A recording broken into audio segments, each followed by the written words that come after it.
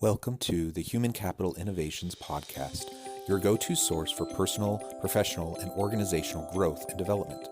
We hope you tune in often for all things people management, organizational development and change, organizational leadership, and social impact related. Maximize your personal and organizational potential with Human Capital Innovations Podcast.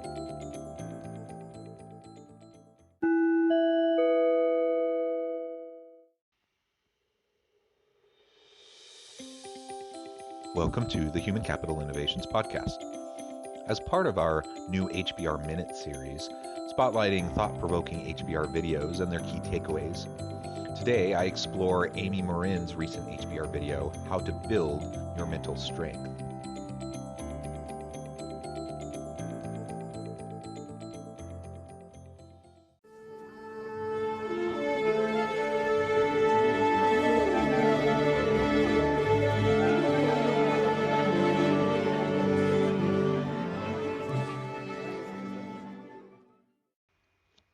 Welcome to the Human Capital Innovations Podcast. I'm excited to have the chance to share this HBR Minute with all of you as we look at a very brief HBR clip and I intersperse some of my thinking along with it.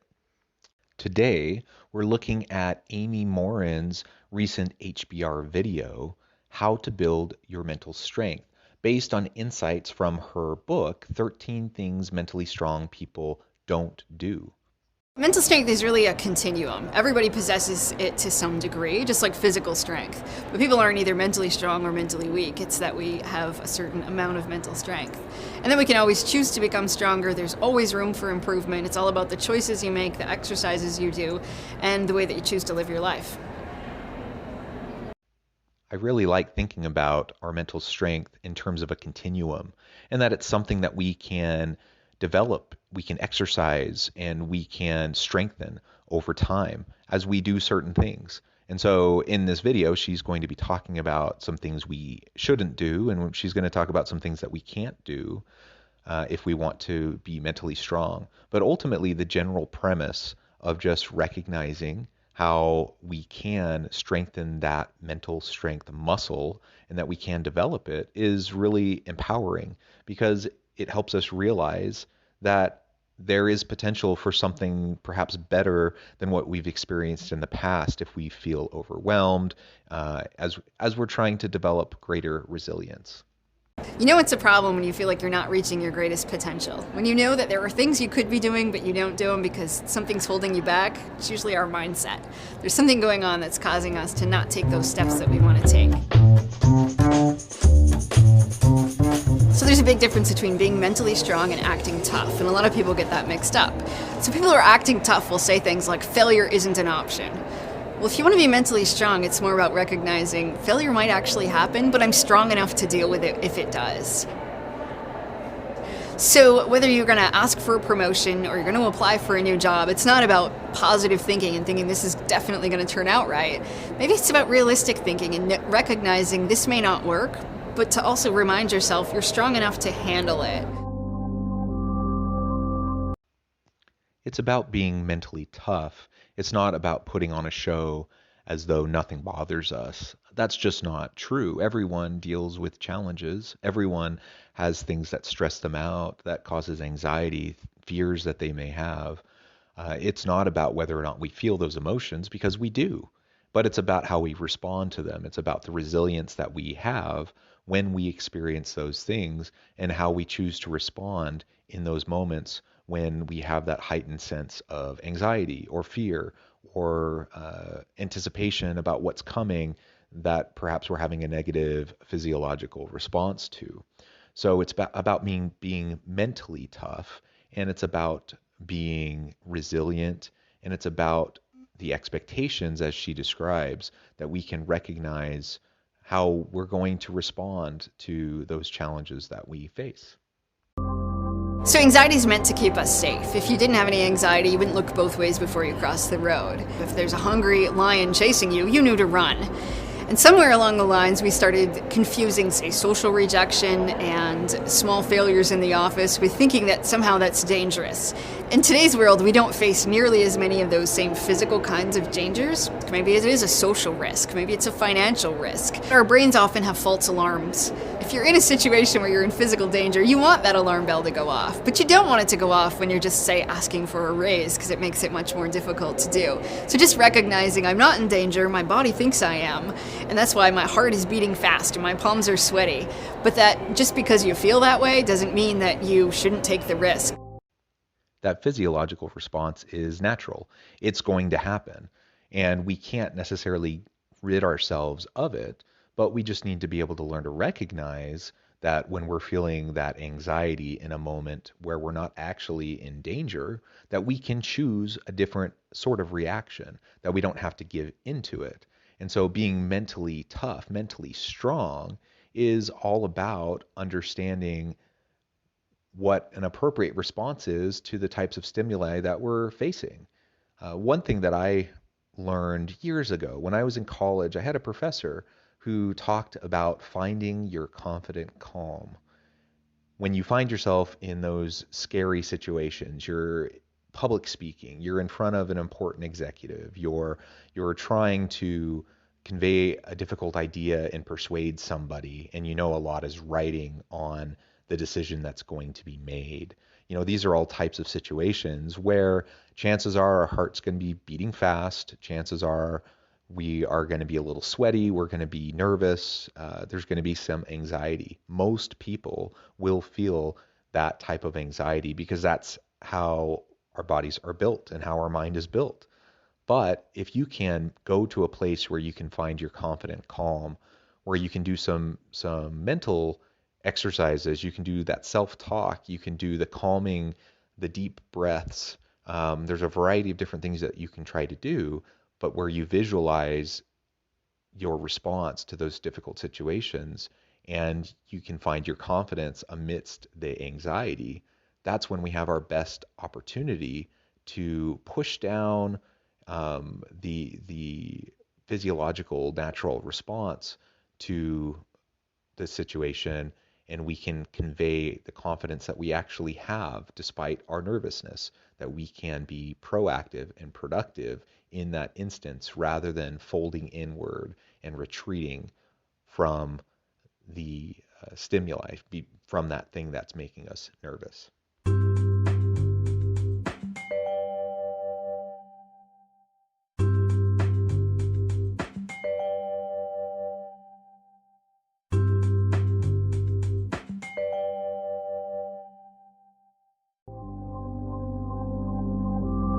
An important part of building mental strength is about doing things that challenge you. Just like if you wanted to build physical strength, you need to lift weights. And when those weights aren't heavy anymore, you need to lift heavier weights. So it comes down to recognizing what's kind of uncomfortable for you and how do you take those steps. And it's different for all of us. For some people, speaking up in a meeting is terrifying. For other people, it's no big deal. They can't stop talking, in fact. So to just recognize what are some small things I could do that would challenge myself. And it might be striking up a conversation at a networking event. It might be saying I'm going to speak up 2 times in every meeting I go to. Or maybe it's about I'm going to respond to emails and say no because I'm a people pleaser. Just asking yourself, what are some small things that I could do that would be a little bit risky, that would challenge me to step outside my comfort zone, and then keep practicing it until it doesn't get scary anymore. What are some small things I can do to challenge myself? It's about exercising that and developing that mental strength. So we all can improve. We all can develop that muscle of mental strength and resilience. But we have to put ourselves in situations where we can challenge ourselves, where we have to do hard things, where we're pushed a little bit past our comfort zone, because it's in that tension, it's in that moment of difficulty that we learn and grow. Just like physical exercise, we break down the muscular tissue and then it rebuilds even stronger. And if we put ourselves in situations where we can stretch, where we can challenge ourselves, where we can actually learn the confidence that we have because we can do hard things, then we're going to be in a much better situation to deal with the next hard thing that comes. The more that you keep challenging yourself at a moderate pace, the more that you realize you're stronger than you think. And you'll actually train your brain to see yourself as more capable and more competent than you think that you are.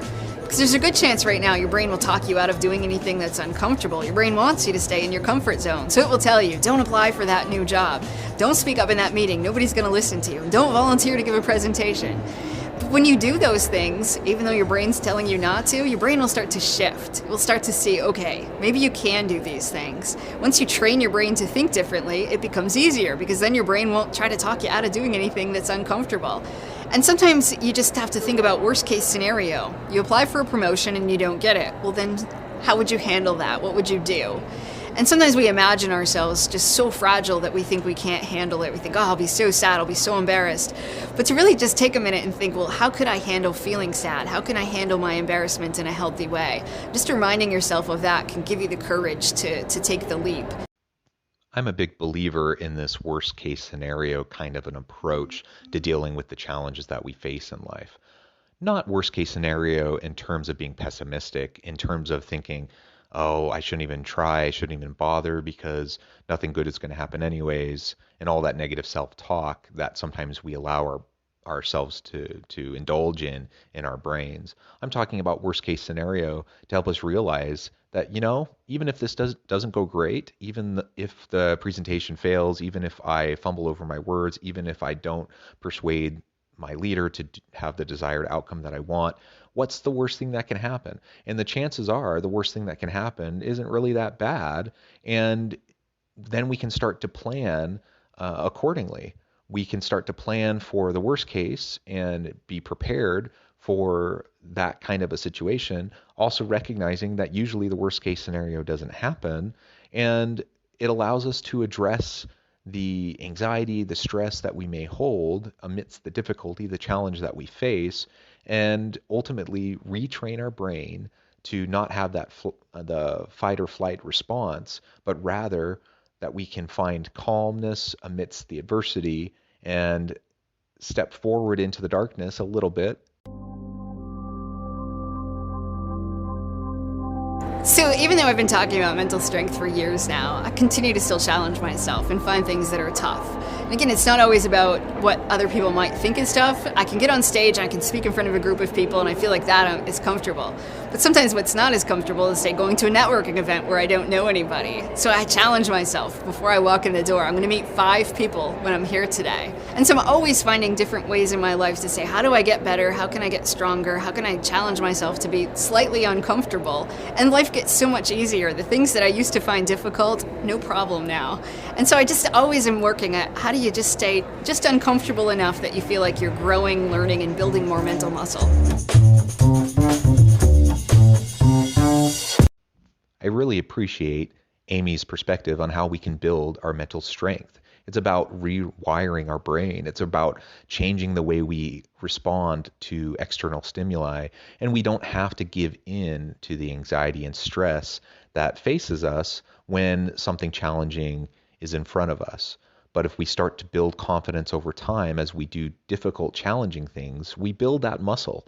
We can face more challenging things in the future. And it's not about being able to have this false sense of confidence where we put on this image for people around us where we puff out our chest and we can demonstrate and show how confident we are. That's not what being mentally strong is about at all. In fact, being mentally strong requires us to be vulnerable. It requires us to recognize our insecurities. It requires us to be self-reflective and to understand where our gaps are, where our weaknesses are. And in fact, at that point where we fully recognize and understand that about ourselves, we're in a better position to then address those challenges, to shift our mindset, to quiet that negative self-talk that may be occurring in our brains. And ultimately, we can learn a little bit and grow a little bit each and every day as we face those challenges. I hope that you will carefully consider what we've been exploring together today. I appreciate you joining me, and I hope everyone stays healthy and safe, that you can find meaning and purpose at work each and every day, and I hope you have a great week.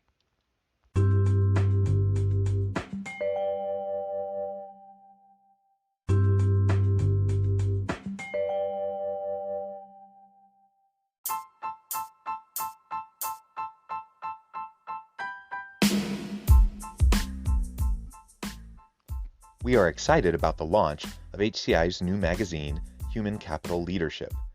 Human Capital Leadership is a free, interactive e-magazine designed to help individuals, leaders, and organizations find innovative approaches to maximize their human capital potential. We will be publishing issues quarterly in August, November, February, and May. Check out the first issue and let us know what you think.